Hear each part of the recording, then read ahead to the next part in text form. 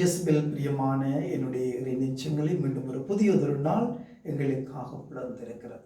இன்றைய இந்த நாளிலே நாங்கள் ஒவ்வொருவரும் எங்களுடைய வாழ்க்கையை பற்றி நாங்கள் சிந்திப்போம்.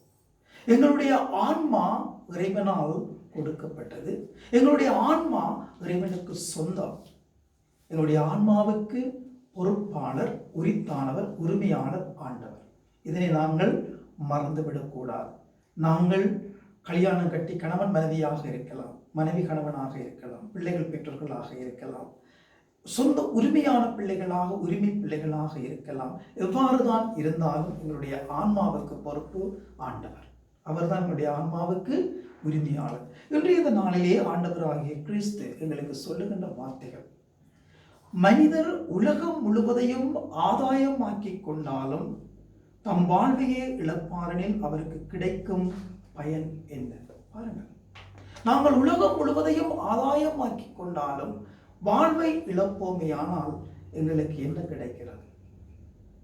நாங்கள் சொத்துக்கள் சேர்க்கலாம், பணங்கள் சேர்க்கலாம், அதிகாரத்தோடு இருக்கலாம், பதவிகளோடு இருக்கலாம், பட்டங்களோடு இருக்கலாம், பெருமைக்குரியவர்களாக இருக்கலாம், பலர் புகழ வேண்டிய நிலையிலே இருக்கலாம், அந்தஸ்திலே இருக்கலாம், பணம் படைத்தவராக இருக்கலாம்.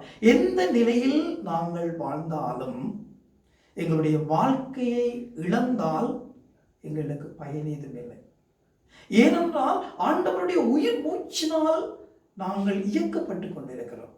உயிர் மூச்சினால் நம்முடைய வாழ்க்கை வாழப்பட்டு கொண்டிருக்கிறது. ஆகவே நாங்கள் இறைவனுக்கு உரியவற்றை, இறைவன் விரும்புவவற்றை நாங்கள் தேடி ஓடி செல்ல வேண்டும்.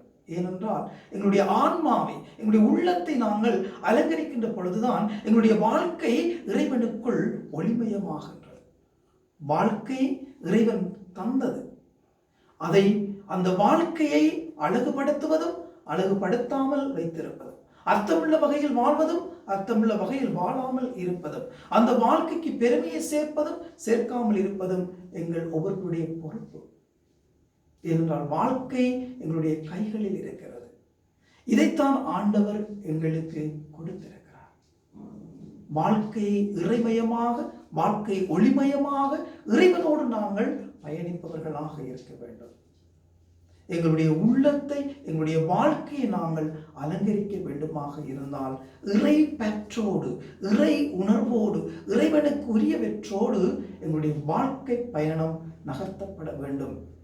ஒருவரை ஒருவர் தேடிச் செல்வோம், ஒருவருக்கு அடைக்கலம் கொடுப்போம், ஒருவருக்கு உதவிகள் செய்வோம், ஒருவரை ஒருவர் ஏற்றுக்கொள்வோம், ஒருவரை ஒருவர் அரவணைத்து அன்பின் பாதையில், இறை உறவின் பாதையில் நாங்கள் வழிநடக்கின்ற பொழுதுதான் நம்முடைய வாழ்க்கைக்கு ஒரு அர்த்தம் கிடைக்கின்றது.